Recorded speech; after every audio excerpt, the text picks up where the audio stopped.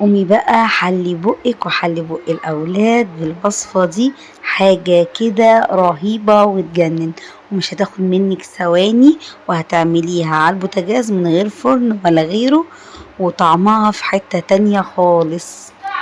هنجيب طاسة كده وندهنها كويس جدا بالسمنة، ونجيب ورق الجلاش وهنحطه بالمنظر ده كده، ونسيب الأطراف من بره، وندهن كل ورقة بالسمنة. كل ما نحط ورقة ندهنها كويس جدا كده بالسمنة بالمنظر ده، لحد ما نعمل الكمية كلها، وتسيب ورقتين بس كده. هقولك تعملي بيهم ايه، وهنقفل الأطراف بالمنظر ده كده. نجيب بقى الورقتين اللي كنا سايبينهم علشان نقفل من فوق، وتدينا منظر متساوي كده بالمنظر ده. وهندهن بردك وشها بالسمنة كويس جدا.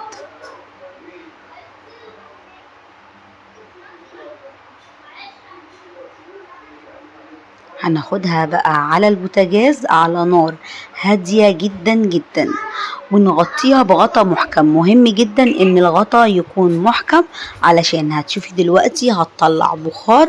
البخار ده بيطلع على الغطا وينزل عليها تاني، فبيديها تسوية خطيرة وتجنن.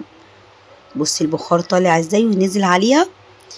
هتاخد معاكي حوالي 10 دقايق على كل وجه. هنبص كده عليها من تحت هنلاقيها احمرت تمام. نقلبها بقى على الناحية التانية، ونغطيها برضو كويس جدا لحد ما الناحية التانية تاخد نفس اللون.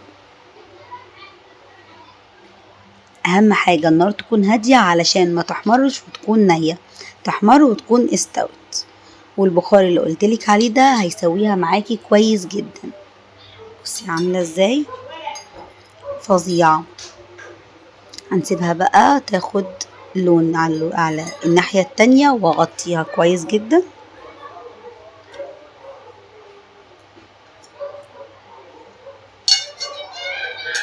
بالمنظر ده كده. معلش بقى الصوت تحت البيت طالع لحد عندي، مش عارفة اشيله ازاي. هنا بقى فتحت عليها بعد ما اخدت لون من تحت، وهبتدي بقى طفيت النار، وهنزل عليها بنص كوباية من اللبن، وهنزل عليها كمان بنص كوباية من الشربات. شربات يكون دافي. وهغطيها بقى وهي النار مطفية.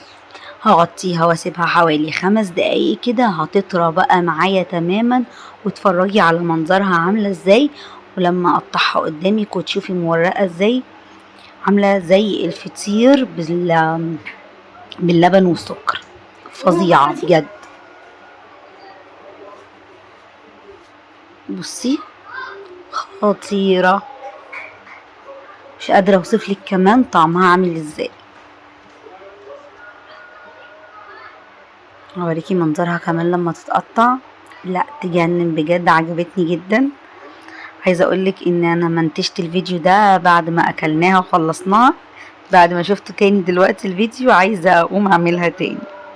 لا بجد جميله جدا.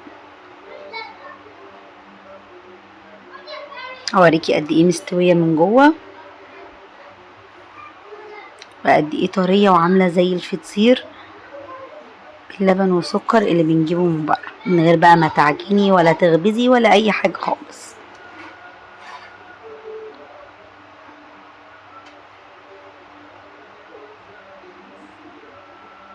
ومورقه ازاي من جوه، هوريكي منظرها دلوقتي. هي سخنه انا مش عارفه امسكها. بصي بصي مورقه ازاي ومستويه من جوه. فظيعه فظيعه فظيعه، غير طعمها مش قادره اوصفه. شربت اللبن وشربت العسل، بصي عامله ازاي. لا بجد قومي جربيها حالا، مش هتاخد منك ثواني وتجنن.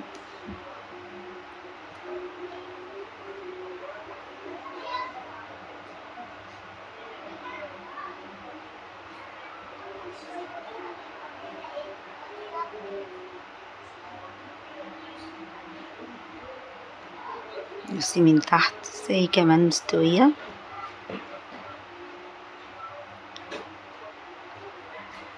هستنى رأيكم في التعليقات وما تنسوش تعملوا شير.